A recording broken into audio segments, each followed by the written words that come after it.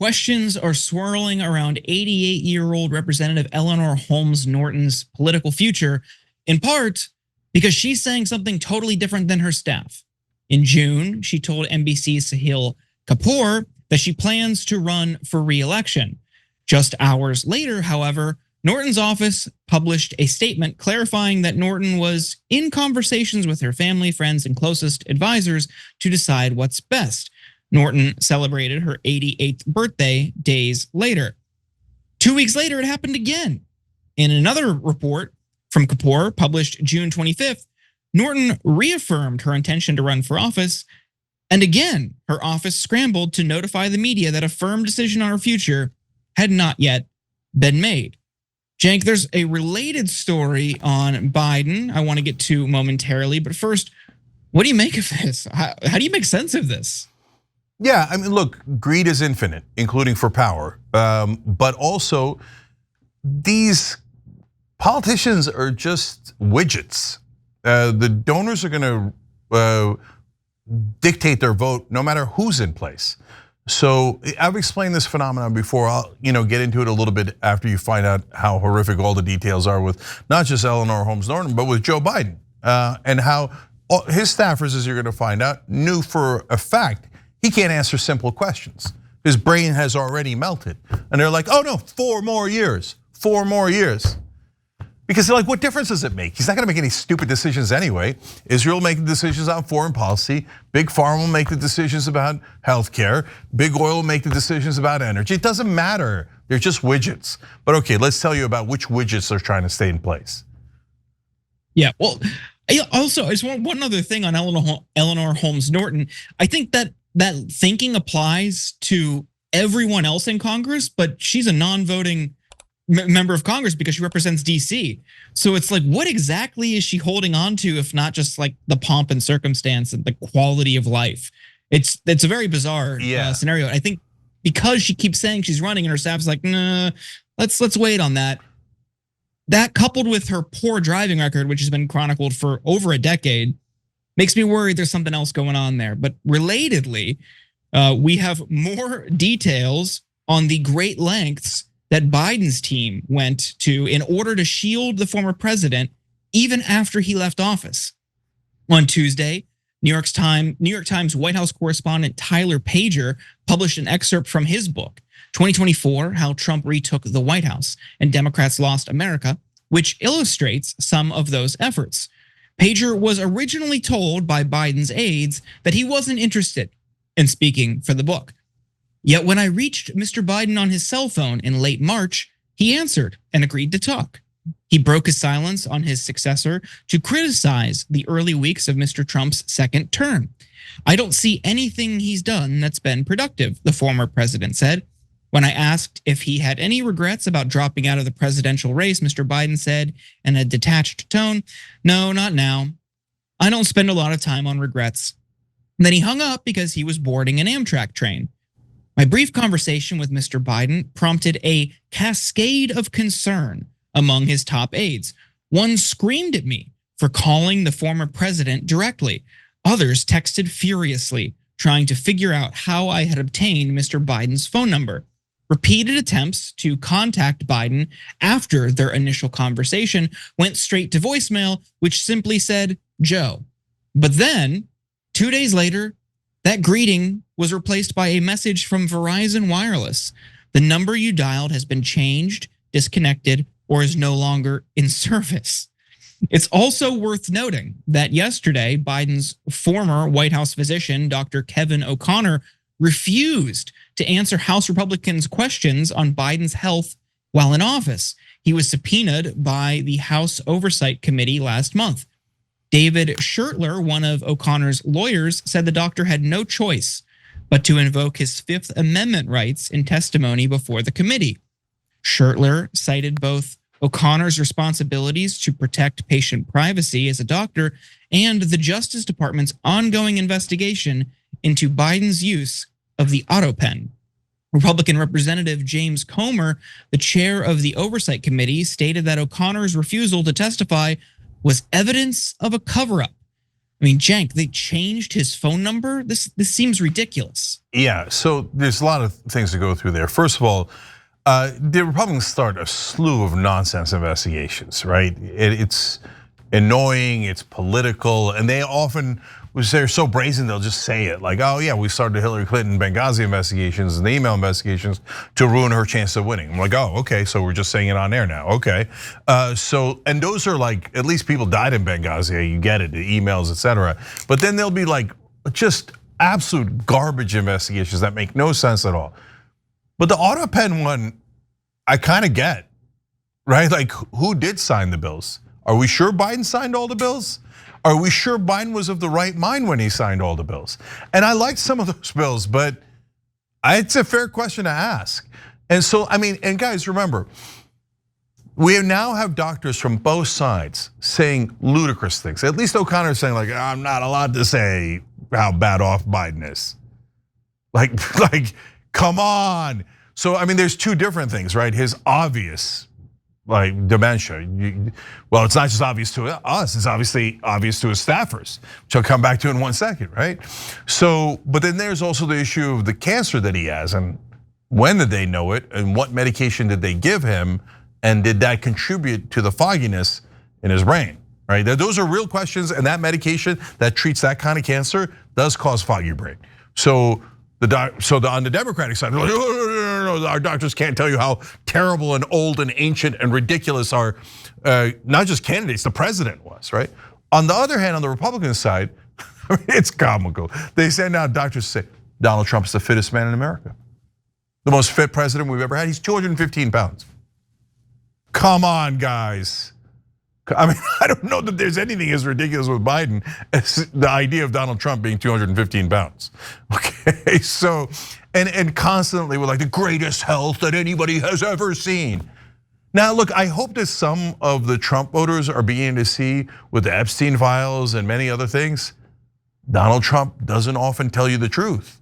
So when you look back at his doctor's notes, you see how absurd they are. And look, I don't know. I trying to break the fog of the commentators on the right and the left, and so, or in the case of the online left, I think they were overall pretty good on Biden. It was MSNBC that was the problem on Biden. No, young and dynamic. Yeah, of course. Yeah, he's the best Democrat in the country. Sharp as a tack. Well, we've seen him. Oh, we've seen him off here. He's incredible off here. Come on, right? So, okay. Then you get to his own staffers about Biden's. So don't call him, how dare you call him? Now look guys, I always think about it like, okay, what if it was me, right? And my staffers are flipping out that I might talk to a reporter because I'm brain dead and I'm gonna say something stupid and wrong. I'd be like, what do you guys think I am? You think I don't know what the hell I'm doing at all, and you know way better, and you're really in charge and not me. Well, then why am I doing anything? Why did you tell me to run for re-election? What were we gonna do with the rest of the 3.5 years if we had won? No, the people closest to Joe Biden know he cannot be trusted to have a single conversation. And they re-ran him for president. It's every time you think about it, it makes you physically ill. So screw all of the politicians and all of the leadership and all of the consultants, all the crooks in Washington. And then finally, back to Eleanor Holmes Norton for a second. So Jordan's right. Like she doesn't really have a vote, so it's not that relevant, right? Since she's representing DC. And B, she's not that bad a legislator overall in her career, right? But what are we doing here? So there's a second phenomenon that I alluded to in the beginning. And if you don't know any politicians and you're not in DC, which I imagine is most of you, right? Normal people aren't involved with these insiders, right? I have the misfortune of dealing with folks like that on a pretty regular basis. The culture in DC is supernova toxic. And part of that is once someone's in Congress, they become a demigod. And so like the reporters are like, oh, congressperson, senator, what would you like me to write on your behalf? I write it right away. You're amazing, you're so powerful, I have access to you, I have access. But it's not just that, Everyone in Washington. Like if you said, oh, let's go get a meeting with Rashida Tlaib or something. I'm just saying like one of the most personable, relatable Congress people, you might agree or disagree with her, but she's kind of an outsider, right? So I think everybody can acknowledge that. I'm picking like the most outsider person I can think of in Washington. Meeting with Rashida Tlaib. She's a congresswoman. She's like, and again, I don't mean to pick on her and it's a hypothetical, okay? So like, but fill in the blank, minus Ro Khanna. like almost everyone in Congress. And so now if you're the head of a nonprofit special interest organization or a think tank or you're a donor, right away, then you're also a demigod, right? But otherwise, they view, and I saw somebody from one of the Gulf nations, I've talked about this before, who's very high up in an organization, and he treated people in a binary way. If he thought you were an important person, then he would be very gracious, right? But everyone else was a flat zero. Didn't care about you at all, you weren't really a person. So those Gulf nations run by dictators, very similar culture to Washington, DC. You're either a 1 or a 0. Congress people are 1s. So she's 88 and obviously she can't keep doing this, doesn't matter. Congresswoman, we all bow, So that's what, guys, the most important part of this. Eleanor Holmes Norton is nearly irrelevant in this. The reason why she comes up is because they did it with Feinstein. They did it with Biden. They do it all the time. They did it with Mitch McConnell. No, he's not freezing. I saw him freeze. He wouldn't move for 30 seconds. What do you mean he's okay? Of course he's not okay. And the next day, Mitch McConnell comes like bruised face, bruised arm and stuff. Like, no, he's totally fine. Report that he's totally fine. Okay, he's totally fine. So just these guys are a joke. They don't represent us at all. They're just sitting there collecting checks and getting more and more famous and status. It's the Hunger Games. They're in the Capitol and we're in the districts. Yeah, and there have been multiple votes on razor thin margins in the House that, we're speculating because the votes could have been slightly different if Republican holdouts or flips went the other way, given that 3 of these Democrats who have died this year were still in the House and voting. But I don't know how Democrats can look at that and think, yeah, okay, let's just let 88-year-olds run for re-election. Granted that Eleanor Holmes Norton can't vote, but she's not alone in being older, at greater risk of a health complication or an adverse outcome. But when you have somebody like David Hogg who suggests, hey, let's, as the DNC, push for younger, newer people to get into the fold, he's run out. Like this is the consequences. Who knows if Chip Roy would have remained a holdout on that bill and 3 more Democrats were present to vote, we might have seen that the big beautiful bill die in the House. So I don't know how they can walk away from that and think, yeah, let's just preserve the status quo. Let's not push for newer, younger representation in the House. That's a lesson I think we're going to pay. We're going to pay the price for that for a very long time. And you would think a savvier, more nimble party would be able to adapt, but I guess not. Yeah, Jordan, last thing is, that's why Biden was allowed to run for so long and got to the point where he handed it off to Kamala Harris at a moment where it was nearly unwinnable. Because in Washington, challenging a politician is as big a heresy and considered like almost immoral. Like it's unthinkable. So when Biden or Jill Biden or his auto pen says, I'm running again, all the Democrats universally bow their heads, minus Dean Phillips, right? They were all like, yes, sir, of course, sir. Who cares that you can't finish a sentence, sir? Who cares that none of us have talked to you in months and months, sometimes years?